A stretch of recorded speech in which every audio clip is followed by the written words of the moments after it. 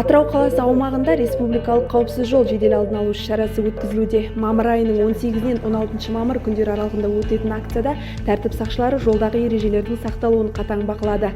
Аталу шара жол көлік оқиғаларын төмендету, жол қауіпсіздігі ережелерін өрескел бұзғандарды анықтау және оның алдын алу мақсатында ұйымдастырылуда. Атыраулық полицейлер көлік жүргізушілеріне жадынамалар таратып, жол ережелерін бұзбауды және жолдардың қауіптілігі жоғары аймақ екендігін естен шығармау қажеттілігін ескертті. Айта кету керек, мұндай реттік шаралар жол қозғалысы ережелерін бұзудың алдын алуы бойынша профилактикалық шаралардың бірі болып табылады.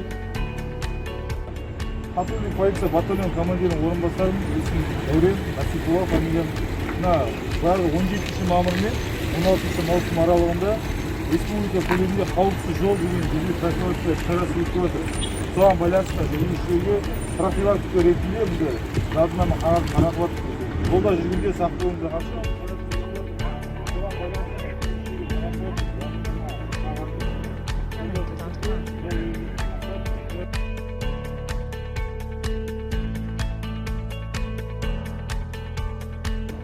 Бұл іс-шараның басты мақсаты жол көлік оқиғаларын болдырмау және алдын алу, жүргізушілердің назарына жолда жүріс ережелерін қатаң сақтап, қауіпсіздік шараларын сақтауын сұралады.